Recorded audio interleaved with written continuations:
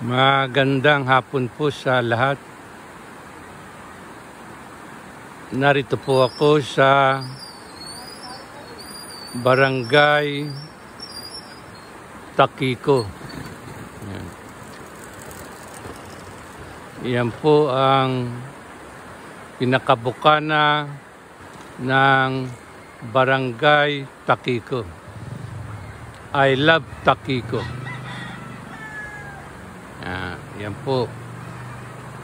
At ang makikita po naman ninyo ay ang mga kubol na nasa gitna ng ilog Maapon.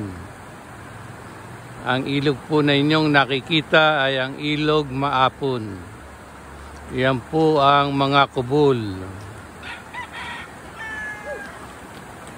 Mabisang panganlong kapag naglalaba. At dito na rin po nila iniraraos ang kanilang kainan o merienda habang naglalaba. Yan po ang inyong makikita. At nariyan pa rin po ang tinatawag na hanging bridge. Yan po ang hanging bridge. Yan po ang pangalan ng hanging bridge ay Ginto Bridge. Dahil po nang unang gawin yan mga 1960s ay kulay ginto ang mga pintura ng nasabing hanging bridge.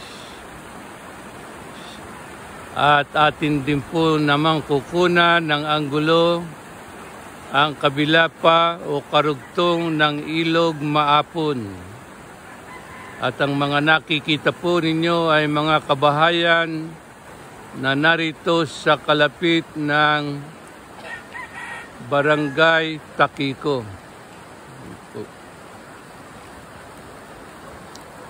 Iyan po ang bahagi ng Barangay Takiko at ang ilog Maapon. May mga mustang po rito. Yan po ang mga mustang namin dito sa Barangay Takiko. At ngayon po ay papasok na tayo sa pinakabukana ng Barangay Takiko. Maliwanag po na nakasulat, I love Takiko. At meron din po kayong makikita na evacuate, alert, monitor, alert, evacuate. Sa kabila po mayroon din. Yan. Monitor, alert, evacuate. Dahil po noong 1995 ng Bagyong Rosing, November 5, ay nagkaroon ng paglaki ang tubig ng ilog Maapon. At may mga ilang nasawi sa nasabing paglaki ng tubig. Yan po, may mga batang namamasyal yan. Palibas ay malamig na ang panahon. At ngayon po,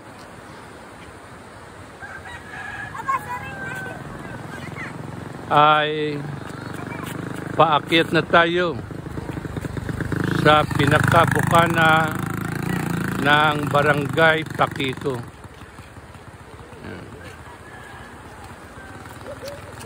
Lakad-lakad po tayo. Yan po, mga galing na sa Barangay Takiko. Yan. Tapos na po ang maghapong paggawa nila sa bukid. At ang nakikita po ninyong kubol ay dito ako na pansamantalang nagpahinga. Yan. Yan. Ang mga nakakasalubong po natin ay galing sa core housing ng Barangay Takiko.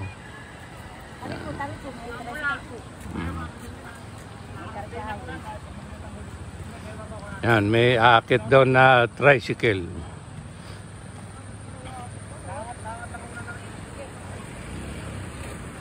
Yan po, mga papunta sa core housing ng Barangay Takiko.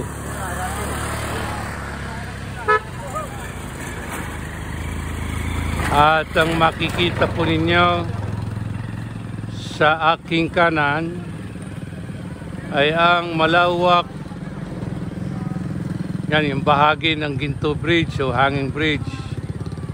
Ang inyo pong makikita dito sa akin sa gawing kanan ay ang kabundukan na nakapalibot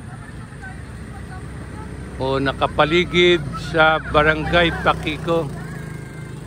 At ang malawak na taniman ng palay. Yan.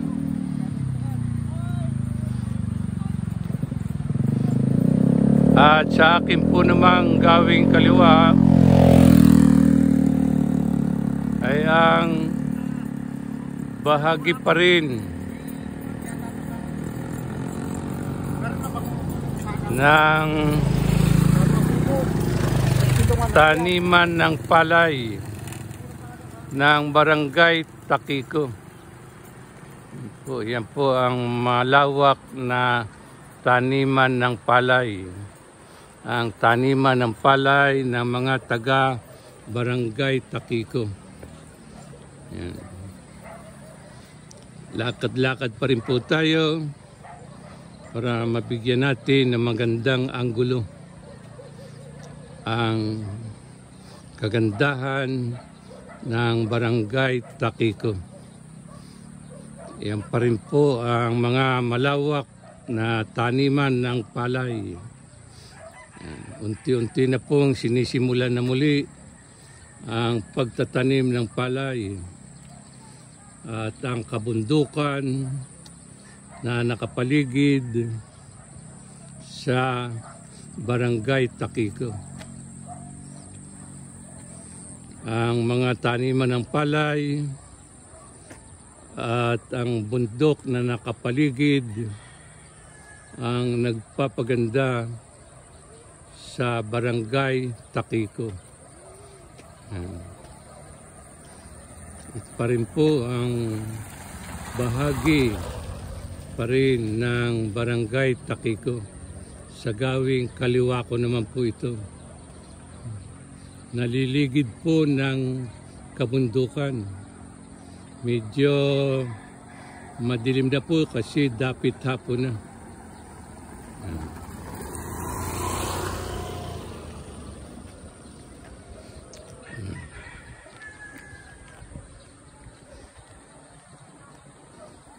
Ito po ang kapaligiran ng Barangay Takiko. Yan. Medyo nagdidilim-dilim na po ang kaulapan. Baka papatak na ang ulan dito. Ayan po naman ang Mustang dito sa Barangay Takiko.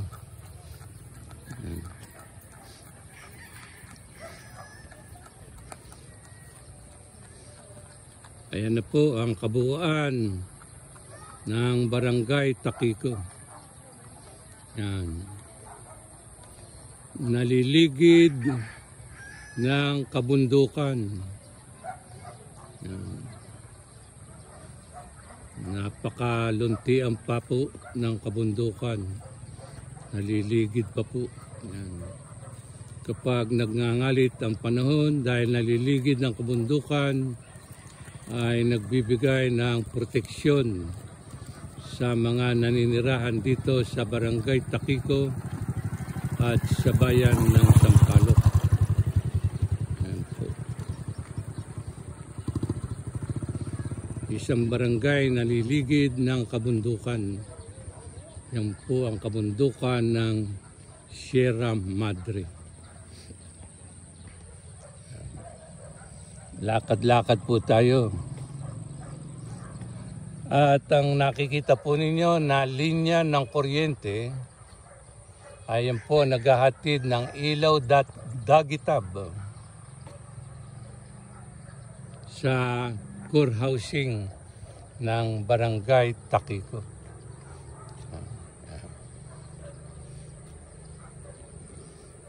Lakad-lakad po tayo. Yan po ang taniman ng palay, ang nakapaligid na kabundukan. At kapag tayo po ay naririto naman, ay makikita natin ang mga kabahayan na nakapaligid sa Barangay Takiko. Yan po naman ang mga kabahayan na naroroon sa aming bayan ng Sampaloc. Yan po ang mga kabahayan. Mataas po ang tayo. Lakad-lakad pa po tayo para makakuha po tayo ng maganda pang anggulo. Yan po ang taniman ng palay na nagbibigay buhay sa mga nakatira dito sa Barangay Takiko. Yan. Ito po ay sa gawing kaliwa ko. Yan. Yan.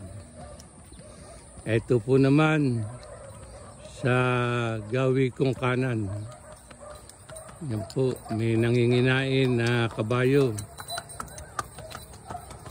Yan, may galing po sa bayan, patungo na sa core housing ng Barangay Takiko. Yan po. Yan.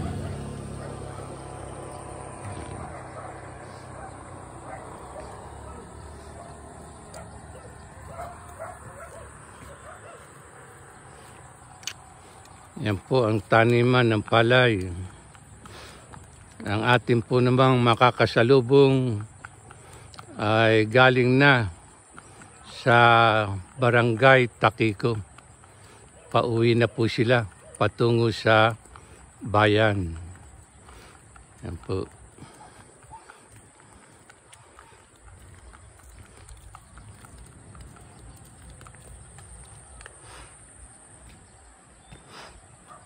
Ito po naman ang tawag dyan, bahay na yun ng Barangay Takiko, kung saan nagkakaroon ng mahalagang pagtitipon ay di yan ginagawa, lalo na kung kapiestahan ng nasabing barangay, ang Barangay Takiko. At makikita po natin ang arko ng Barangay Takiko.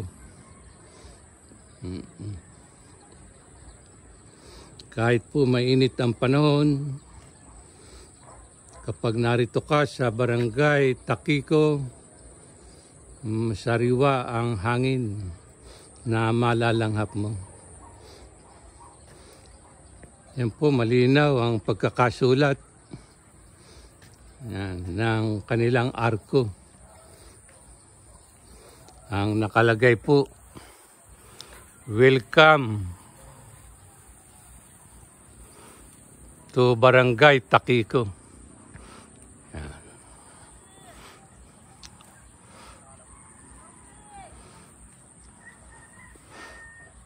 Yan po. Ito po ang Barangay Takiko. Nalilibot ng kabundukan at malawak na taniman ng palay. Tila isang paraiso na ikaw ay makarating dito sa Barangay Takiko. Isang napakagandang lugar. Yan. At balikan po natin ang tanawin ng mga bahay na nakatirik o nakatayo.